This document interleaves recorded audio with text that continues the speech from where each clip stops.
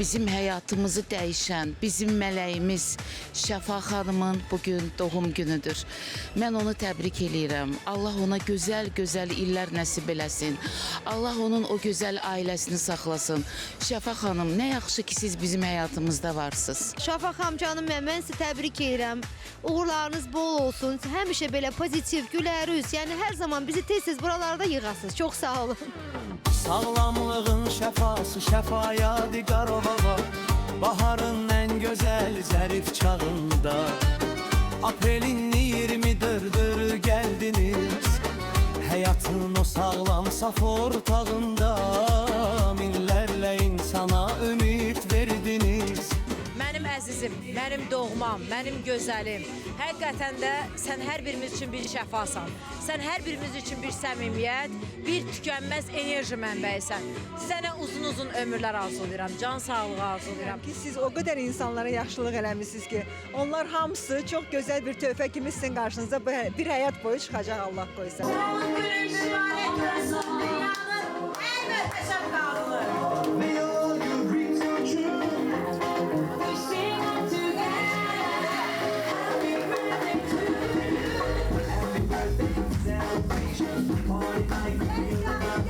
Biz de bugün Azul Wedding dekor şirketi olarak Şəfa xanımın yanındayıq. Şəfa xanım üçün sürprizlər hazırlamışıq doğum günü ilə bağlı. İnşallah Şəfa xanıma bu yaşı düşərli olsun. Ürəkdən təbrik eləyirəm Şəfa xanımı.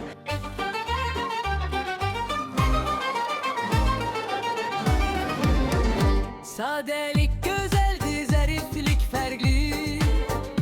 Bizimle toyumuz olar renkli.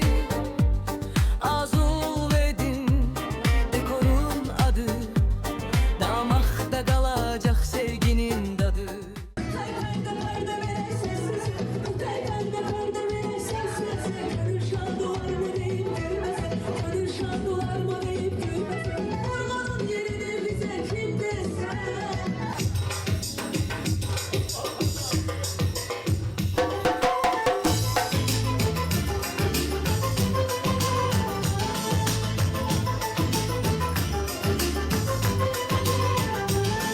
Şəfa xanımı bu gözəl gün münasibətilə səmim qəlbdən təbrik edirəm.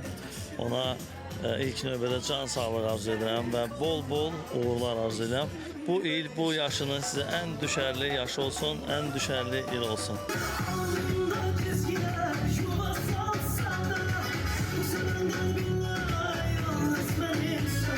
Həmişə biz hamımızı xoşbəxt etməyə çalışan Şəfa xanım, sizin ad gününüz mübarək deyirəm.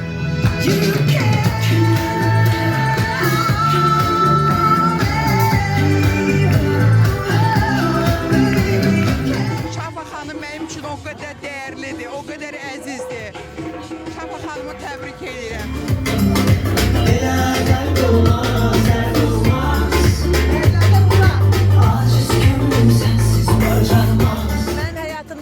Daimi olan dostlarım, əzizlərim, sevənlərim bugün mənimlə bərabər oldular və mənim üçün bu çox unudulmaz gün oldu. Hər birinə təşəkkür edirəm. Bugün ürəkləri mənimlə olan, burada ola bilməyənlər, bugün burada olanlar, bütün dostlarıma, əzizlərimə, ümumiyyətlə bütün məni sevən Azərbaycan xalqıma təşəkkür edirəm ki, məni sevirsiniz, məni seçirsiniz və mənimləsiniz. Təşəkkür edirəm, var olasınız.